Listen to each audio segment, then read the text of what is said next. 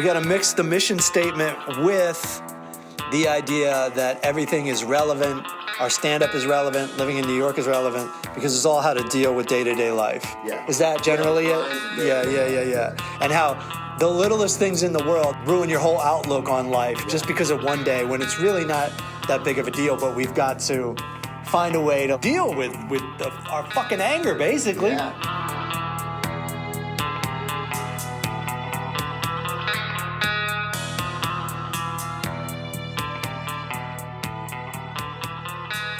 Welcome to the power of How Does This Equipment Work? I'm Matt Fulcheron. I'm here with Brendan Tassif, Daniel Tirado. What's up? Back in New York City. And the irony of it all, you pay a lot for an apartment so you can go do all the stuff that's in New York City. Meanwhile, I'm crammed in here doing the podcast.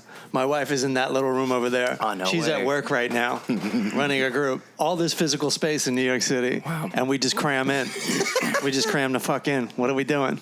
I had that conversation last night with my buddy Chris Buck. Yeah. He was like, how much are you paying rent? And I told him, and he just started laughing. He goes, well, you have a big apartment, right? And I said, well, I have a room in a fairly big apartment. And he just could not stop laughing at me. Right. Well, haters love laughing. Yeah. Because they're looking for an excuse not to move here. I know. Well, and that's what I told him. I was like, well, I also did just wait on Stephen Wright and Louis C.K. at my restaurant. Mm-hmm. So this is... it's worth it. Yeah, I was like, it's worth the rent. At least for a little bit. Yeah. At least for a couple of years. How was that? I would panic. Normally, if it's comics, if it's comics, a lot of times I will hint to just moving to New York, and then they'll, obviously the polite thing is to say, oh, why'd you move to New York? And then I go, oh, I do comedy, and that's how the setup. Sure. I was so freaked out that I just waited on them like a regular table. Yeah. Didn't say anything. Not? Didn't. Yeah. How, Stephen Wright still does comedy, right? Yeah. Mm-hmm. Yeah, he still headlines all over the place, I think. Yeah, and you could tell that Louis was obviously a big fan of his because Louis was just conceding. Like, when I walked over, Stephen was, like, messing with the tablecloth because he's kind of, like, he's an interesting cat. And I didn't say anything, but Louis was just kind of like, all right, I guess he's just going to do this. Right. We were both kind of like, okay. And so it was super cool, though. And Well, you let him do it because you assume there's going to be something brilliant said afterwards. Well, that's the thing is I was just like this plaid gets lad or something. I don't know, like that example. But there's going to be something you can put on a bumper sticker coming. It was a really surreal experience. Because like I said, normally with comics, I'm like Jerry Maguire, man. I'm hot. I'm like, hey, guys, what's going on? But in this case, I froze. And I was just like, oh, hi. Yeah. Still sparkling her tab. Well, you gotta meet that Stephen Wright energy somewhere in the middle. Yeah. Yeah, you can't be all over that guy. So yeah, it's worth it. New York is worth it. I say so. A little hot right now. It's worth it when you're 5 years sober. Congratulations. Hey, that's right, guys. Congrats, man. Yeah, appreciate it. That's so cool. Yeah, I wanted to talk to you because we were talking about kind of ideas for the show, and I think something that we talk about in the super secret program I'm a part of, but also just something in life is I got 5 years on the 31st, which to me was a huge deal, and it was actually the same day that I released the one-man show on Patreon, and going into it, I just kept thinking, I just have to get to the 31st of May. Everything's going to change after the 31st of May. Right. And it was, nothing changed. Right. Nothing happened. I got one new subscriber on Patreon after all the podcasting I did. Some of those clips some of them went viral. They had almost 1 million views. And still only one new subscriber. But I had to tell people that it was people in my family that have been like, I had to tell them that it was my 5 years. Was it a family member who was the... Well, no, it was just one. No, it actually wasn't. It was a good friend from back home. He kept asking me how to watch it. And I was like, here's the link. He's like, oh, I got to sign up. And I was like, yeah, man. We've been friends for 20 years. Please sign up. Yeah. So he did. Hold on a second. That's going to take me 3 to 3.5 minutes. Yeah. And he goes, well, now I have to just subscribe to your channel. And I was like, yeah, press the button. Yeah, man, please. Yeah. You can cancel it whenever you want. It's $5. Which I say that knowing that that's a lot for some people. But for him, I know it's not. So that's why I was kind of like, yeah, asshole. Yeah, right. Yeah. But yeah, so it was just this, and this is something that I'm reminded of constantly, is this expectation of, and we've talked about this before, but like we just have to get the next thing and then everything's going to be all right. Yeah. And then I got the thing that I've been working so hard for the last year and a half, and nothing changed. Like nothing was fixed. There wasn't this big influx of money from the Patreon to where I could actually like be comfortable. I still haven't made the money back, close to the money back on the show itself.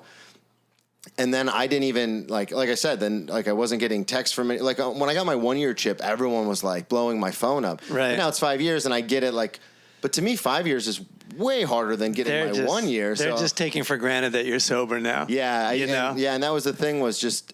Do you still struggle?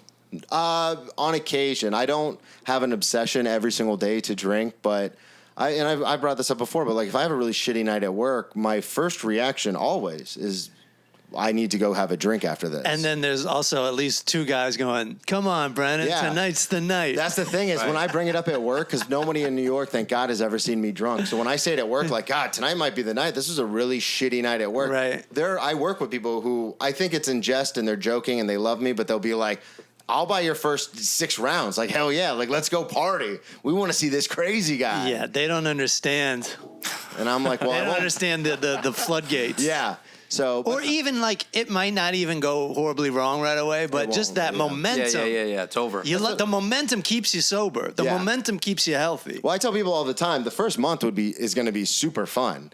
But after that, when I'm calling out of work and asking friends for money for rent and like showing up to the cellar hammered, like talking to the comics that I kind of know, but like stumbling to the back table being like, what's up, guys? Let me sit down with you. Like, that's when it gets out of hand. Yeah. That's when you're like, hey, maybe not do that. And it does. And then you got to start the hard work all over again. What makes you not drink?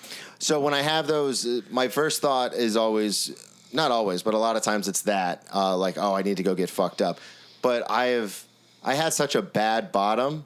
And then I have such a support structure now between the work that I do and then the people around me, like as far as in sobriety, that like if it's that bad, I will call people, which I never did before. I never asked for help. But now I will, like, I'll call my sponsor at like 1 a.m. and be like, yo, dude, like something's wrong.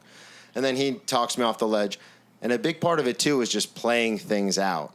Like, okay, I had a shitty night which I never did before. Right. It was always react. Yeah. But now it's like, all right, well, if I have a shitty night at work and I go drink, what's going to happen? Well, tomorrow I'm going to wake up hungover. I'm not going to be able to go to the gym. If I have any leftover booze, I'm going to want to drink that to like even myself out. And then I'm going to go to work and I'm going to be kind of drunk, which isn't a big deal in the restaurant industry. Sure. But then I'll get off work and I'll be so hungover that I'll want to keep drinking. Yeah. And then my whole week is gone.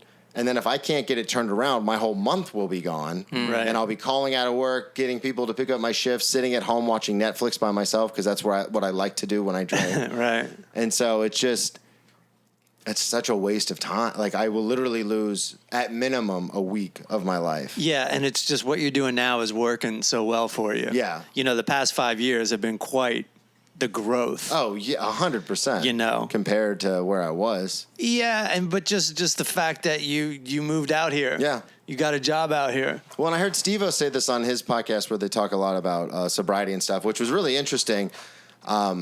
But he said, and this is true for me, is you think, oh, well, when I'm drinking, like a few days will slip by. It just like slips right through your fingers. And then that turns into a few weeks. Yeah. And then that turns into a few months, which turns into a few years. And the next thing you know, you look back and you go, I've spent the last 5 years just every day barely going to work and then coming home and drinking alone. Yeah. Like, and then they're just gone. Yeah. And it's over.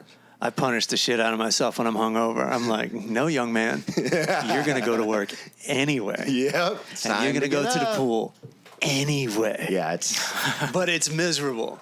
But and it's then it reminds you to be like, hey, maybe next tonight. Yeah, maybe don't go so hard tonight. Yeah. I can't work out if I'm hungover. Yeah, I can't. It's the best thing for it. You got to push through. You know what? I feel like it weakens my immune system, and then I'll catch a cold or some shit like that. I think you're right about that. Yeah. You know, like you will get sick if you drink. Like you're more susceptible. I think, and I just heard this. You know, you just hear shit and you don't know if it's true. But I think it depletes you of your vitamins when you drink. Well, it dehydrates you. Yeah. Yeah, for sure. And that was the thing too. Was for many years I could never tell if I was legitimately sick or just hungover. So I would go to work anyway because you can't call out for being hungover. And it's funny because then the first couple years when I got sober, especially when I first moved to New York, when my body was getting used to all the different like bacterias and just being around all these different people and stuff, I was sick like once a month. And I was like, I I was hungover all the time when I was drinking, but I was never like sick. Or Yeah. if I was, I could never tell the difference. And then I moved to New York, and like once a month, I'm calling work like, hey, can I have the cut today? Like I can't fucking walk. Yeah. So Yeah. it is weird how your body can trick you sometimes. Where like sometimes I'll go to work with a stomach ache and be like, how did I used to work like on a cocaine alcohol hangover? You just because you Because of knew. cocaine. Yeah. Yeah, and because of the cocaine, but also like you knew if you didn't go to work, it'd be like admitting you had a problem. Yeah.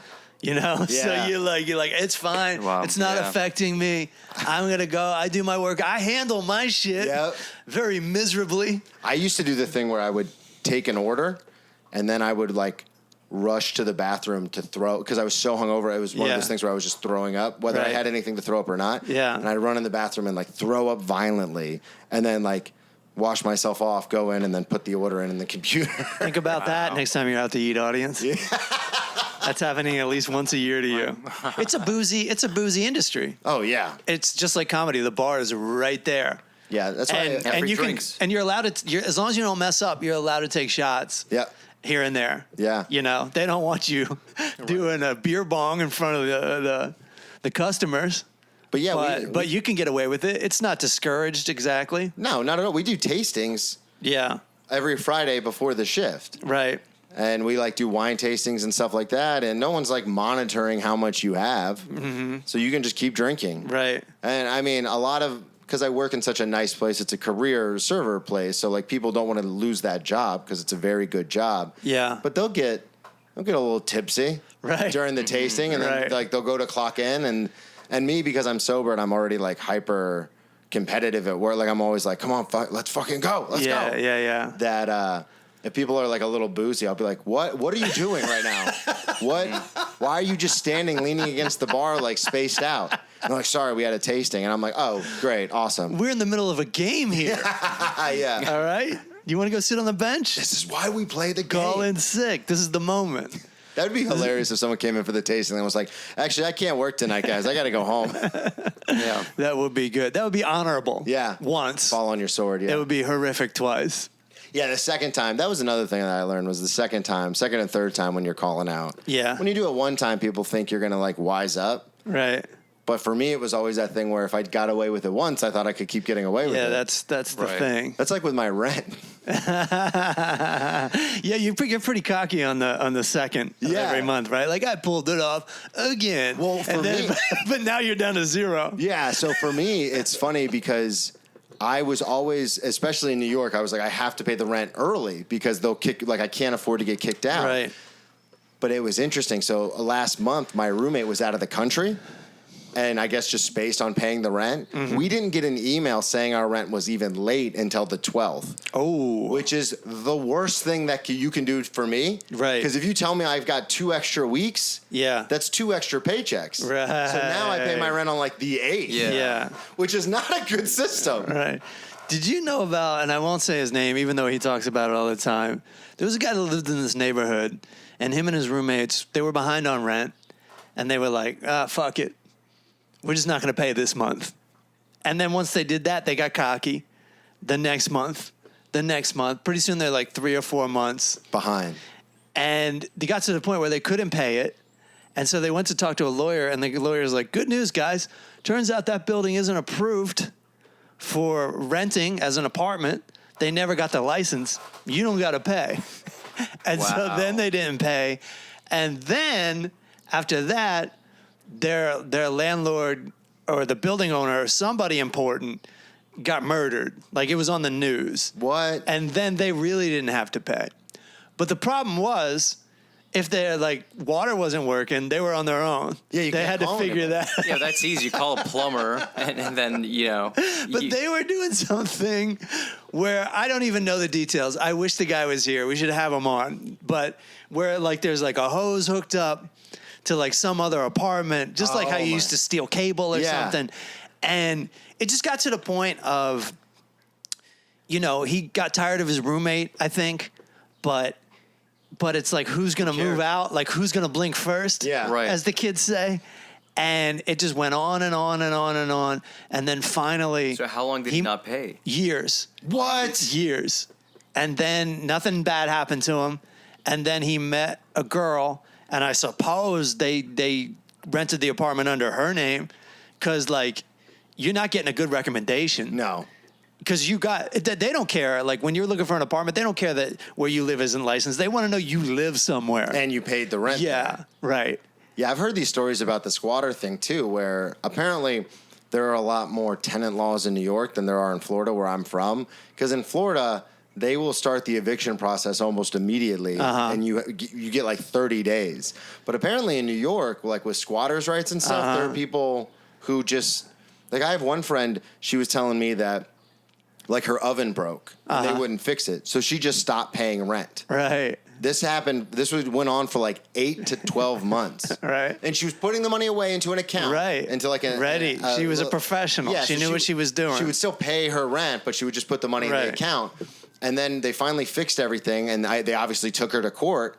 And the judge saw that she was putting the money aside, so it wasn't like some bullshit excuse that she couldn't pay. They just wouldn't get it fixed. And the judge ruled in her favor. Right. So now all of a sudden she's got like a year's worth of rent is like a bonus for her. That's dope. And obviously they wouldn't let her re-sign a lease when it was up. But still, like now you have... I like how it's her fault. Yeah. That's incredible. Just fix the oven. Well, that was the thing and I guess she used to work for a landlord, so she knew like the loopholes. Right. So if you have a major appliance that is non-operable in your apartment, apparently in New York, you don't have to pay rent until they fix it. Right. Because it has to do with like either of it, whether it's your like the sewage system, the shower, or like eating. Yeah. Like if one of those things doesn't work, you don't have to pay rent, apparently. Yeah. Which to me, I was like, that's amazing. Right. Because in Florida, they do not give a shit. Right. Well, the same thing for the basements in New York. You're not allowed to rent out the basement. A lot of I know so many people that live in basements. Yeah, but technically they can live there without paying because it's illegal to rent out a basement. Wow. Yeah. And once you know that, I know like 2 or 3 landlords who can't get rid of their tenants, right? And they've been there for years because they weren't supposed to rent it out to begin with. So, and it sucks when you have to see your landlord. You know what? If it's a big building and you never see the landlord, I think it's fine. Yeah. But when you live in the same home and you got to deal with that energy and who knows I can never do that. Yeah. I can never. Could you, if you were living for free, could you deal with the awkwardness? No, man. I wouldn't want everybody in the building even knowing who I was. Yeah. Number one. Number two, there's no way I could participate in kicking someone out if they couldn't pay their rent. Yeah. That just seems like a nightmare. Like kicking out a family or something and being a part of that process. I just couldn't. I get weirded out if I use a toilet paper in our, like, because we buy in bulk and then we just like rotate who buys it. Yeah. And if someone else bought it, even though that's our system, we rotate, I still feel like awkward and like uncomfortable as hell, like pulling a toilet paper from the closet, even though that's what it's there for. But because I didn't buy it, I feel weird. So I couldn't imagine living in a space that you're not paying for. Oh, is that what you're talking about? I thought you were talking about if I was the landlord. No, I'm talking about if you were the tenant. If I was the tenant. Yeah. If I was a tenant. No, I'd be embarrassed about that. Yeah, right. You know, I fantasize about doing it, but I'm not willing to go through with it. No, because what do you really get? You get what you already had, and you get like more money. I mean, you do want the more money, but like we've been raised to feel like that's an irresponsible way to go, and that's how I still feel about it. No, I couldn't do that. And also, to that point of having more money, the people who like try to scheme and get one over on their landlord by doing that, I'm going to say that I assume they're not the people putting that extra money into an escrow account or into an investment account. No. So it's like, do you really have anything at the end of the day? Right, and it's like, you're still going to be broke, too. Yeah. Because you're going to spend your money on other bullshit. Yeah, that's what I'm saying. Yeah, and so now you're just like feeling that. You don't even feel like you're taking care of yourself. You just spend all your money on fucking now and laters or whatever. Dude, that's amazing that she put that aside. Yeah, and so it was the putting the money aside is the reason why the judge ruled in her favor, because he literally said, "Oh, if you didn't have this account, I would have thought you couldn't pay your rent." Right. But I can see that you had your rent every month, and you didn't pay it because they screwed you over. Yeah. But again, it all goes back to what we started with, was that expectation, like what you're supposed to expect from people. Right. Which is something, again, I have always had a big problem with, and that's something, I don't know about you guys, but I don't know if that's something that you guys deal with on a daily basis, is like, I thought this was going to change my life. And it still might, but yeah, it still might. Yeah, of course, we always deal with it. Talking about? He's talking about what he was originally talking about. I brought it full circle back to the show and everything. The one-man show. Yeah. The 5 years of sobriety. Yeah, that nobody seemed to give a shit about in the moment. I bought you dinner. No, you did. I appreciate that. That's why I didn't send you a text. I didn't want to bombard you. I appreciate it. Shit. No, it's so interesting because, and then when I ran into you on the street in Astoria, you were like, "Oh my God, man, it was your birthday," and that made me feel so good because I know I'm 35, so it's not like the birthday thing isn't a thing, but the sobriety thing, I really was like, people are going to care about this, right? Like my sponsor didn't even call me, and I was like, what the fuck is going on? That's fucked up. He's probably drunk. Listen. Now I feel great about myself. No, I'm happy for you. I'm impressed. Yeah. You know, I just, even when it's somebody on Twitter that I don't even know and they're like, I'm 2 years sober, I'm like, you know, I think it's great. Well, I think that's where my anger stems from, is that I will see these posts. Yeah. And we talked about this off mic, but I had a conversation with someone in the super secret program, and they were basically like, hey, I think you pushing like with the Ex Drinking Buddy podcast, and now you're doing like a mental health podcast, and you talk on stage a lot about your sobriety. I think you're pushing too hard, like to be like, hey, look at me, I'm sober. Look at me, I'm sober. Who said that? It was just someone from back home who's also in the program, and I was kind of like, they were like, it's because ego's a big thing in the program. And I go, it sounds like an ego thing. It sounds like your ego's getting out of control. I disagree with that. Yeah, and I was like, I'm just trying to show people that it's possible. Like this group you talk about, they don't always seem so supportive. Now, what group is this? What group is this? You keep saying it's Bill's. It's a friend of Bill. Who's Bill? I mean, I think a lot of times they try to give you like the hard truth, and sometimes it just comes across as being an asshole. I think they're trying to give you the hard truth, but I don't know that they know the truth. Yeah. You know, no one's in this industry. It's their truth. Yeah. I think. Or it's their guilt reflected by your success. Yeah. I think there's a million funny people out there. I think if you've got an angle, especially on the internet. Yeah. If you've got an angle on sobriety, if you've got an interest in mental health, of course, just pick a lane and roll with it. People need help. You need help. Yeah. Like whenever I'm not feeling well, I search for podcasts to make me feel better. They usually suck. I'm glad we have ours because they're usually like, do-do-do-do-do-do. Yeah. I want you to think about. It's like what do they call that? ASR fucking thing. ASMR. Yeah. So I think if people can relate, so Joey Diaz, that fucking cocksucker, has had quite the checkered past. Yeah. And people turn to his. Yeah. You like that? I'm his lawyer. And so I've worked with him in Boston. And this guy came up to him and he goes, I run some sort of clinic. I can't remember. It might have been a rehab. It might have been like a depression or something. Yeah, like a mental health. Or like a PTSD for military people. But he was like, he goes, I let them listen to your podcast because it's like a no bullshit motivational thing. Mm-hmm. And so if you can do something like that, then a lot of times when people go to like a mental health expert or whatever, they're like, I could never get there. You know, they seem too far educated in all this stuff. They have all this short-term vocabulary. I don't know. I don't exactly feel it. If you get on here and you talk about how it's a struggle and you talk about what you went through, that's just actually an extension of the secret group. Yeah. You know, that's an extension, and it's for people that don't have the balls, or not the balls, but they don't have the motivation or the courage to go to a meeting. Now they can just go to one of your podcasts, one of your 2 podcasts now. Yeah. And now your one-man show as well. Like, don't even listen to that for a second, man. Yeah, because there was a part of me that was like, maybe I am. And the person I was talking to kept mentioning money and fame. Money and fame. You don't have that. Well, so I think they thought my whole motivation for doing this was money and fame. Yeah. So it's weird because when you tell people I'm going to pursue stand-up comedy or entertainment in any facet, I think the layman, like the normal person, automatically thinks, oh, all you want is money and fame, which is not. And that's why they will like shame you for not being rich and famous. Yeah, I think they thought I was trying to use my sobriety not because I wanted to be sober, but used it as like, oh, this is my thing. And it's like, no, you're putting the cart before the horse. Yeah. I had to get sober because I was dying. And now, because I am sober and no one thought I could get sober, I'm saying to other people, like, hey, you can do it too, whether it's through my stand-up or the podcast or whatever. Right. It's like, hey, it's not impossible. Because I thought it was, and now I've been sober for 5 years. No. That person's putting their own thing on, and that is like one of. And I think this is a great group.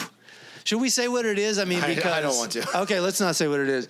I've been crucified for that. Like support is great, but then like one-on-one with somebody, they're not an expert. Yeah.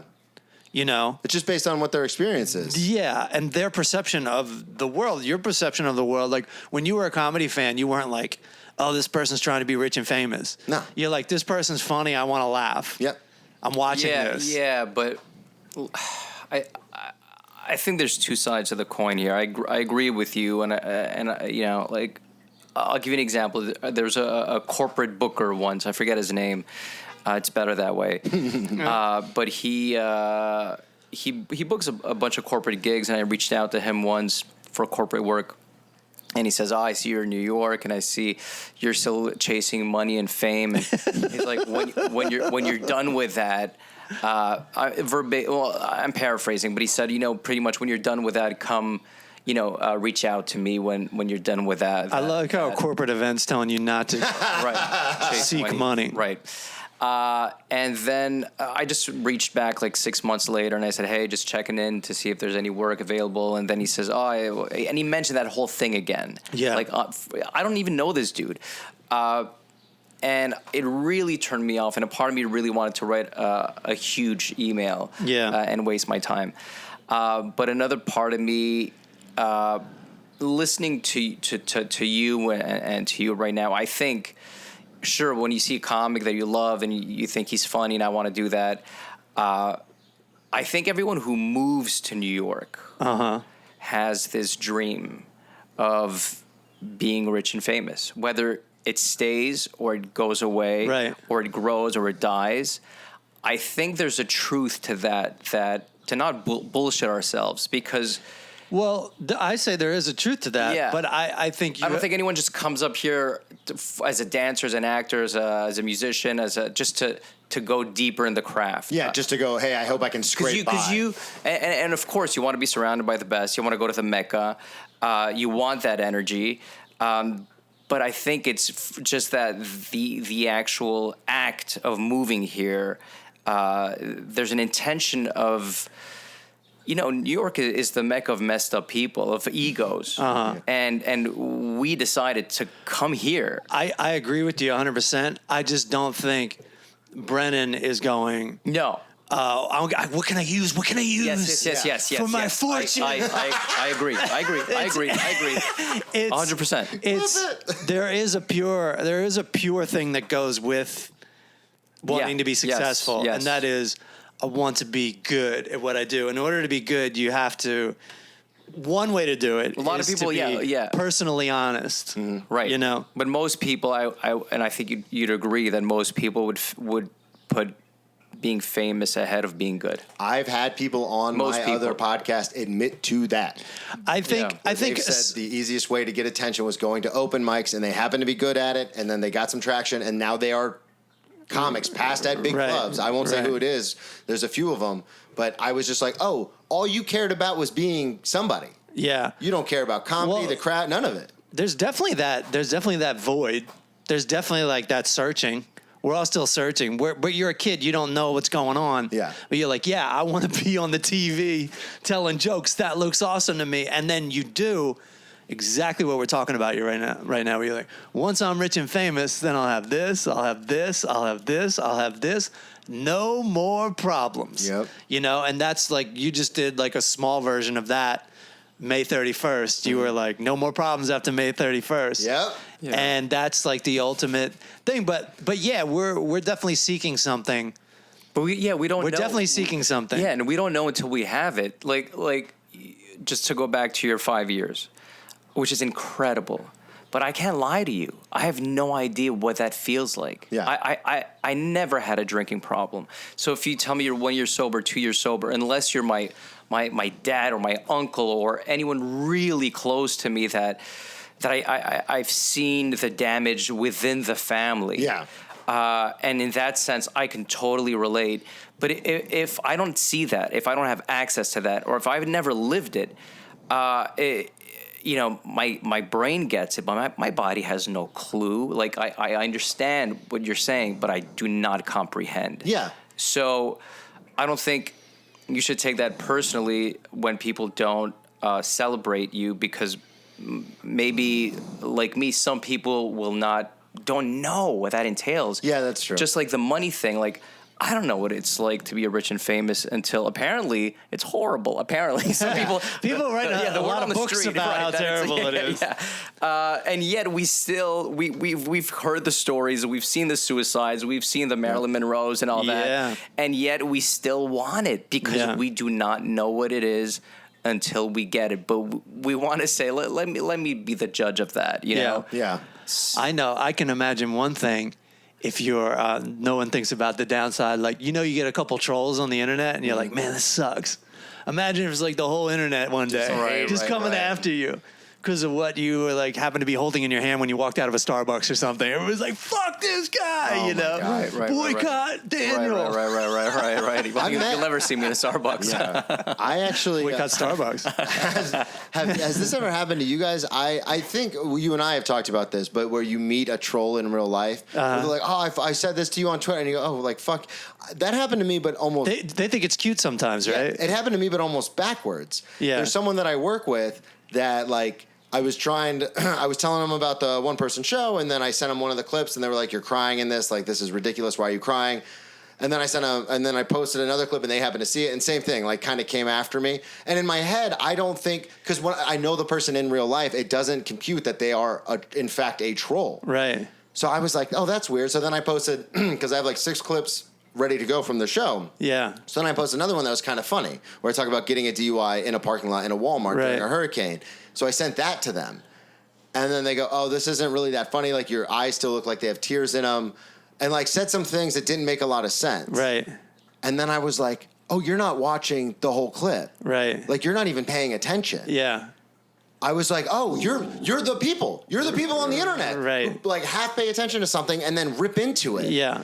I was like, holy shit. You've been a troll this whole time, and I had no idea. Right. Yeah. This is what a troll looks like. Yeah. Mm-hmm. And she was just like, I don't know what you're talking. I'm not a troll. And I go, well, did you watch the whole clip? No. Did you pay attention to what I was saying? Well, no, I was doing something. But then you still felt the need to critique it. Right. So you are a troll. Right. And I just blew my mind. It happened this morning. I was like, it clicked, and I was so excited to like text out like, oh, you are that person. You are an internet troll. No, I got sucked back into the social media again when I went on that UK tour. Yeah. I'm like, oh, everyone loves everything I'm posting. Let me check in.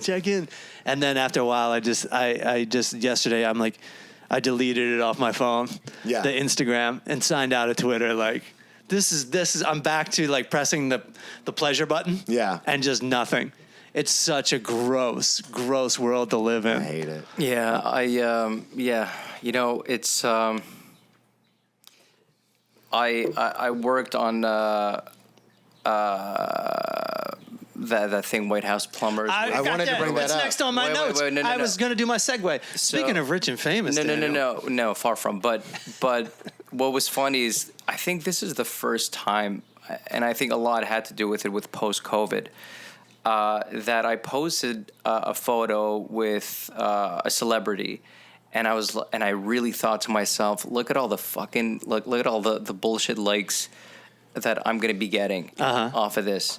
And no disrespect to anyone who liked it. Oh, that's me. I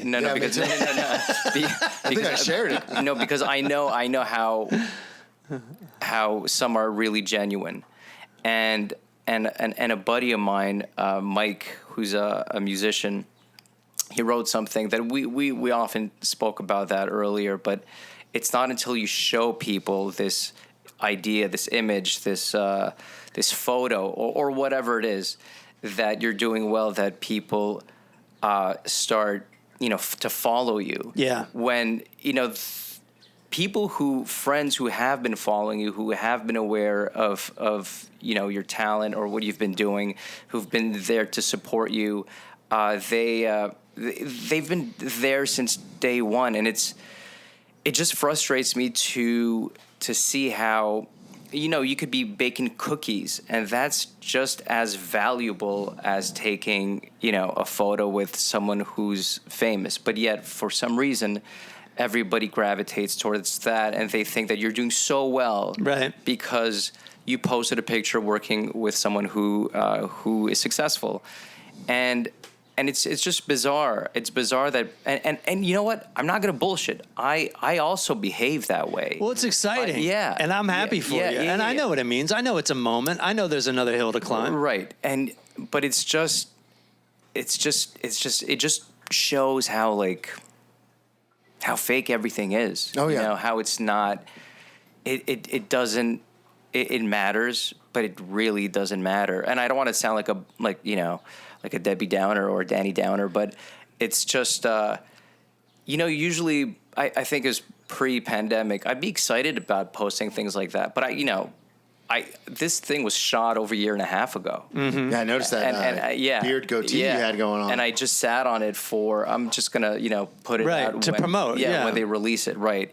But there was no excitement about it. It's kind of like I was able to see through the whole thing that it's just an image. It's just a photo of like you at the beach and smiling. And I cannot begin to tell you the amount of couples who post pictures together and who are now divorced or it's like apparently like the most miserable couples I know are the ones who post the most about Same here.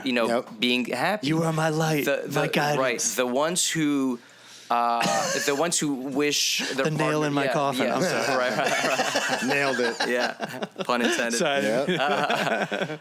The ones who post pictures of them being with their kids and how much they love. Who does not love their fucking kid? Right. Who does not love their wife? Yeah. Why do we need to say happy birthday to my wife in public? I love you. That is such a private thing. And that's how I feel. We've normalized making something so private, so intimate, public, and it's really messed up. It's messed up. Like, take it back to marriage. We look at marriage, and we need to have the government involved. I know. Back in the day, man, it was like, you just needed the stars, the moon to be your witness. And that's it. I love you. I want to spend the rest of my life with you. Let's do it. We're going to die when we're 18 anyway. So let's, we've got 4 years of marriage. I had to go talk to some creepy ass fucking crypt keeper priest, man. Like, I had to talk to him about my relationship. Yeah. And I turned into a dick about it too. I was like, oh, you want to know? Yeah, I watch porn. Was I a dick? Right. Like, I told him all this horrible shit. Was I a dick? No, I was a victim. But I had it easier than most, let's be honest. But so it's just this thing where, fuck, man, I don't know. I just feel like, and I'm not bullshitting, like 90% of people who celebrate their mothers or on Mother's Day or fathers or I don't know, man. I guess it's become normal, and I don't want to be that guy who judges people for doing what has become normal. Right. But to me, it is still foreign to post how much you love someone when that's such a private thing. I'm dragging my heels on this. Like, can you imagine? I just want to say this. Can you just imagine how you're posting a picture of let's say your anniversary or your wife's birthday or whatever it is, or your kid's birthday, and being disappointed because you did not get the amount of likes that you expect. And some people out there, yeah, I'm sure they're like, oh, I just got so many likes on some, like, right.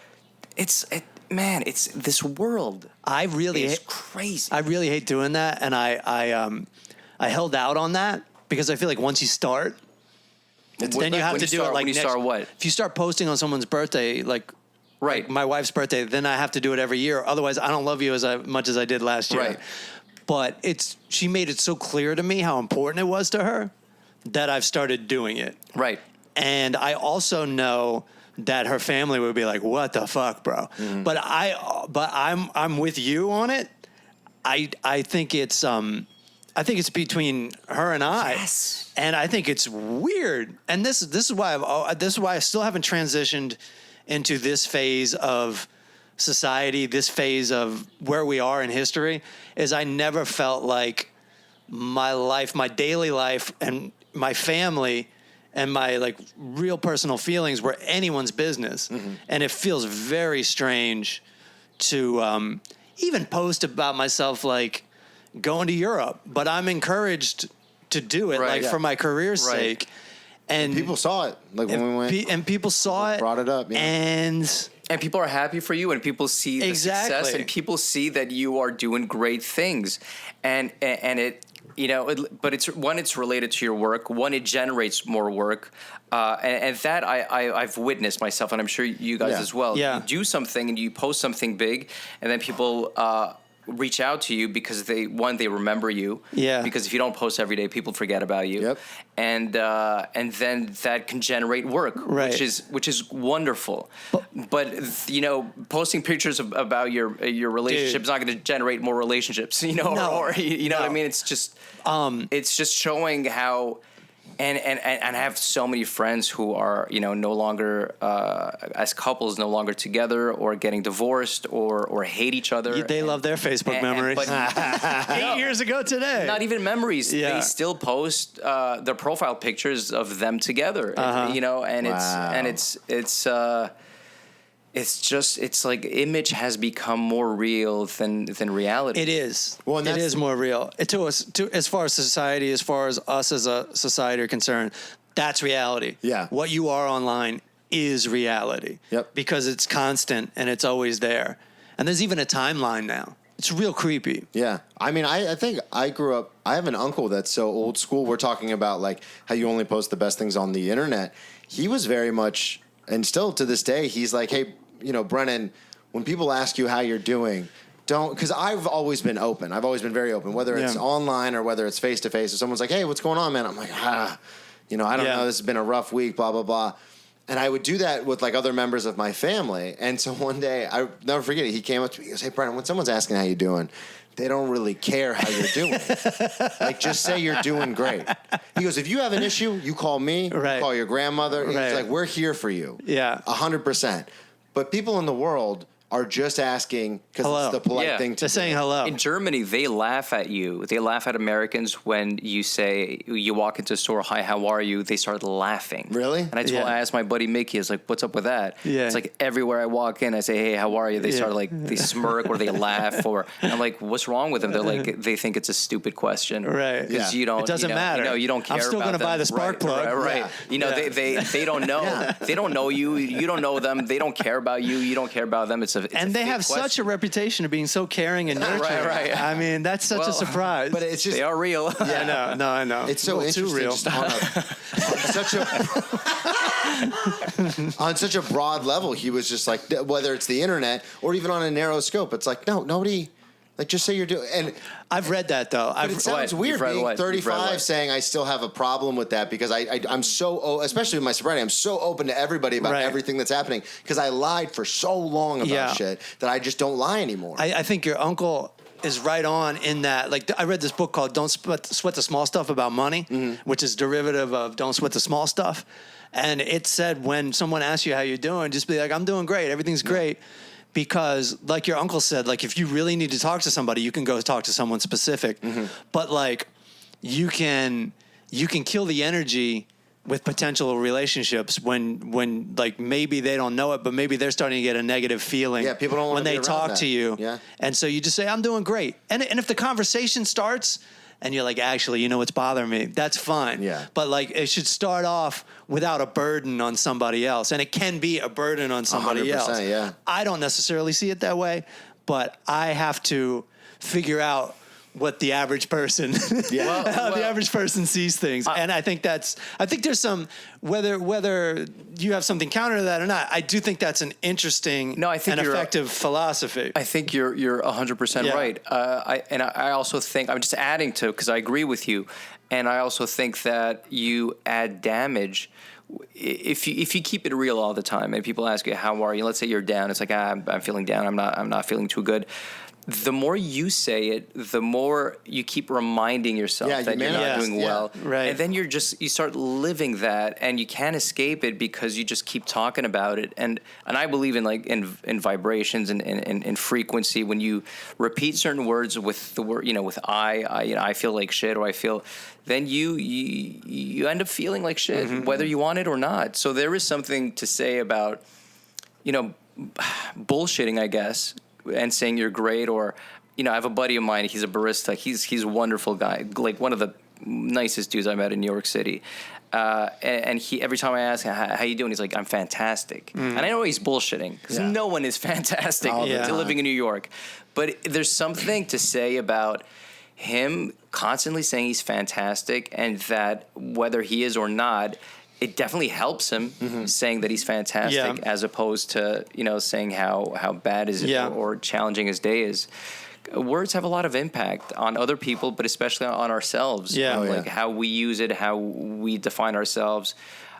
Bruce Lee would say, be very careful with the words you choose when you speak about yourself, because you end up being those things or those emotions or those I've seen it happen to myself. Like, I'll say something. You say something like twice negative about yourself, people fucking believe you. Yeah. Like, well, you would know. Yeah. I also want to say that there's people I'm hesitant to call back, when they call me, because I know it's going to be like you ever have somebody in your life that's just like a bitch session? Yeah. It's just like you call up and you just complain about, let's say, stand-up comedy and how bad it is. Right. And you just know, like, they don't want to get off the train. They wanted to keep going with the negativity. Yeah. Because it somehow justifies that. Like, it's impossible to succeed. So let's kind of enjoy that. But it's affected me to the point where there's certain people I don't want to call back, because I know they're going to put me in a shitty mood, because I can easily adapt to their mood, because we're under similar circumstances a lot of the time. And I can just start bitching about what I'm unhappy about. Next thing I know, it's good to express your concerns, but you got to do it with the right people. Yeah. And I feel like the older you get, the more narrow your path with friendships becomes. Because you have no time for bullshit. You have no time for negativity. And those who are negative and attract other negative people, and they love to be miserable together. It is fun. It is fun to be. It is a laugh and a half. It's great. It's great. It's amazing. Like, what are we doing here, right? So the older you get, the more you become specific with what you want and what you don't want. And I noticed, with time that I lost a lot of friends, just because of, I don't want to deal with that energy. Deep down, I know that person does not make me grow, does not make me a better person. Yeah. So why? I can still love that person. Yeah. A lot and deeply, but it doesn't mean that I need to be with them, spend time with them. And I just want to gravitate around people that, one, make me feel good about myself. Two, allow me to grow. Three, make me question, who I am and my decisions. And four, just people who love me and themselves. And it's hard to find these people. Yeah. But Wow, we really made the cut here, brother. right. I was going to say, that's why I love doing the show. But it's wonderful, because you feed off of that and you share. And there's a buddy of mine that I hadn't seen since his name is Lenny. He's a guitar maker, an electric guitar maker, and incredible. He would make these guitars out of cigar boxes, and what's his name from U2, Edge. Yeah, he bought a guitar, and Jack White as well. And he does these. He's an incredible artist and great guitar maker. And he has his pains and his sufferings. And when I was a kid, he was my brother's best friend. So I kind of looked up to him, and he was always really cool. And we reconnected after literally 30 years. And he's an artist, and he suffers because that's part of being an artist. But every time I see him and we hang out, he's like one of the many friends. Or few that elevates me, and we have a very skewed vision of love. like really fucked up vision, like a society as a society. Oh, I was watching a YouTube about this last night. Like the whole romantic thing, but also what? The validation? Just saying you fall in love is a contradiction, because you fall into jealousy, you fall into ego, you fall into pride, you fall into insecurities, possessiveness, but you can't fall in love. Love is not a trap. Love, like true love, is the greatest high. Like the expression should be to rise in love. But we confuse love with passion, love with hormones, love with excitement. And, when the excitement fades and there's nothing left, because it does happen in a relationship, it's just the surface. It's like the ocean. No matter, whether it's windy outside or there's a storm, the abyss is always like there and calm and, equanimous. And that's what love is. And to find that sense of peace, it's very meditative. It's very Buddhist. It's very... It's just aware. It's just constant awareness. And we have this fucking bullshit vision of what fucking love is and romance and chasing the girl in the rain. It's like Sandra Bullock putting a letter in the mail. Right, exactly. It goes 2 years in the future, because that's how strong love is with Keanu Reeves. And you know what? We love it. I love watching that. It excites me. It's fun. It's adrenaline. Yeah.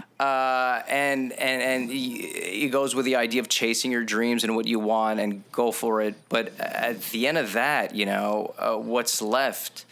And it's like pregnancy, like women who give birth.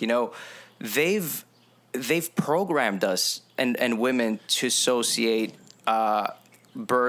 giving birth with pain. Mm-hmm. In every movie, they're screaming, they're running to the hospitals, they're cursing at their husbands or whatever, and it's become like a normal thing to associate pain with childbirth. And some women experience orgasms when they give birth. Is that right? Yeah. Some my wife, when she didn't experience orgasm, but my wife, when she gave a water birth, and as painful as it was, she said it was like the greatest physical, almost like an out of body experience. Uh-huh. And to what happens when you associate pain with childbirth? A lot of women, they're scared, which is normal because it's terrifying. You see it all the time. Sure. So they say, all right, even before giving birth, they're like, I'm going to have an epidural, and that's the painkiller. Yeah. And then what happens when you get the epidural, it slows down the contractions. So they need to give you some Pitocin, another drug, to make you have more contractions. So you're pumped up with another drug, but then the more you have contractions, the more you have pain. Mm-hmm. So then epidural again, epidural, Pitocin, drugs, pharmaceuticals, money. They make a killing with insurance. Right. Every time they pump you with a drug, the hospital makes money. Mm-hmm. So it's again how we associate childbirth with what we see with movies. And some women say, just cut me up. I don't want to, I don't want to have anything happen to my vagina. And you have every right to decide whatever you want to do with your body. And unless you're in like 21 states, no. Exactly. But to not even give it a shot, to not even be open to the possibility that it could be an amazing thing, just like love, like what do we see in movies? That's what is the best example of that, which just really cracks me up. If you ever watch The Notebook as an adult, which you shouldn't anyway, but if you do, say you're in a pandemic, and you watch every movie you can fucking think of, personal experience, Matt. So this movie is supposed to be so romantic between Ryan Gosling and Rachel McAdams, and it's only because they're so fucking hot together. Because if you watch it as an adult, Ryan Gosling is clearly the wrong guy for her. Yep. And the guy she's with instead of Ryan Gosling is the perfect guy for her. He's rich. He handles his shit. He takes care of her. He expresses how he feels. Ryan Gosling just like fucking mopes Doesn't give a around shit, the right. house. He tries to get in Right. fights with her. He's like, I built a house for you and you don't even care. She didn't ask him to build a fucking house, you know? And then what's funny is they actually put it in the movie, like them as an older couple. Yeah. And that's when you realize, oh, now that they're ugly, who even cares Yeah. that they're together? Right. He's like in that movie. He's like the definition of toxic. To get Horrible. the first date, He's he horrible. threatens to kill himself. Yeah, in front of her. I don't remember that. He's hanging on the from Ferris wheel. A Ferris wheel, and he says, "Say you'll go out with me, or I'm going to And drop." she says no, and then he lets one of his arms go. Yeah, yeah, and she's yeah. like, "Oh my god!" He goes, "Say you'll go out with me." Right. And everyone, when And they're laying in the middle of the street and shit. you think, "Oh my god, that's so romantic." Yes. And then, like you said, as an adult, you're like, "The fuck is wrong with Yeah. you?" Like if you saw your kids acting that way, you'd be like, get it. And you even almost, and I don't think parents should interfere, but you almost say like, they did her a favor by not giving giving Rachel McAdams the Notebook because they don't need her slumming it. Right. That fucking guy. But that's I'm more impressed that's with their him money holding himself up with Yeah. one See, arm. Daniel still falls for it after all that. Daniel still buys into it. But yeah, I think it's funny you say that because it is the act of desperation is so attractive. Mm-hmm. It's so attractive In a movie. but even in real life. And, can I Even in give you? real- I don't know, dude. Can I give you a personal If example? someone's like, I'm gonna jump in front of the subway if you don't go out with me, No. and the subway's coming, there ain't nothing fucking attractive No, about that. and- And it is the same thing. I'm sorry. No, it's New York. It's a What if he? subway. What if he looked like? You know? What if he looked like Ryan Gosling? Then and you it's, did? then Then it's hot. that's the difference. Yep. I have a just real quick. I have a personal story about that, just because I've talked about it on stage, but I say all the time. Now being sober, it's very difficult to gauge this idea of love that we are talking about. Yeah. And what the joke is, but it's true. When I was with my ex-fiance, I knew that she loved me because she would rush me to the ER when I had alcohol poisoning. She would bail me out of jail. Movie shit.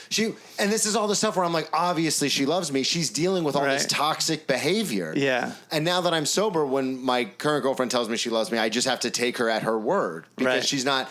But it's so true, exactly what we're talking about. That the latter, the second option, is the healthier option, where you are adults and you Yeah. live your lives and you handle your shit. And you're bored every once in a while. Yeah, but like you said, it's one of those. It's the calmness. It's that yes, I love you and you can trust me, and yes, I love you and you can trust me. That calmness was so not even on my radar growing up, especially in my alcoholism, because I thought all love was supposed to be hanging from the Ferris wheel. I'm going to kill myself and everybody in here if you don't go out with me. And that's literally what I grew up with. I used to say, and I still kind of believe this, but I used to say Star Wars was the greatest love story because Anakin kills all these 6-year-olds to try to save Padme. And I was like, that's romantic. And now being sober and older and like actually dealing with life, it's like, oh no, that's fucking gross. Yeah. And hold on, which Star Wars was this? And Revenge of the Sith, Oh, the third okay, one yeah. where he becomes All right. Darth Vader. Here's our generation gap right now. I haven't even seen that. Emperor Palpatine tells him like the only way to save her is to kill the Jedi. So Yeah. he kills all of them, even the younglings. Right. That's biblical shit. Yeah, but- they do that in the Bible all the time. Yeah, but it's just so weird how, like, getting older. That's becoming mature. Yeah, Right. Yeah, That's yeah, becoming exactly. mature. And there's a part of me that does romanticize the past and does kind of miss the whole like, what about that fiery like I'll go to the ends of the earth for you? Yes, especially when I watch like a Knight's Tale or a romantic Sure. comedy. I'm like, God, I wish. They were going to die at 30 anyway. Yeah, They but- didn't, they can make bad decisions. Yeah. But then being, I guess you're absolutely right, mature. I didn't even know the word, but yeah, it's more mature. It's being mature, and I think we spoke about this in another podcast. But and I can't think of another movie right now. But when I think of instantly of a true love story, I think of Rocky. Yeah. Rocky 1. Yeah, you've talked Yeah, about we that, have and talked you're about that. absolutely Yeah, right. and it's like it's that great combination of that peace and how patient she is with him, and how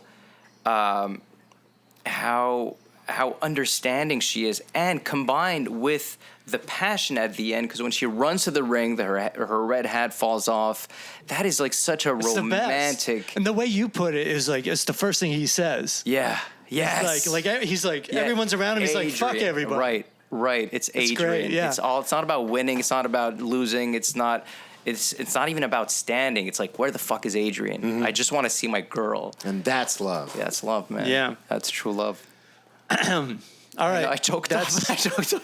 No, I mean, I want that. But then again, then I'm right back to I want that Rocky moment. Yeah. Right.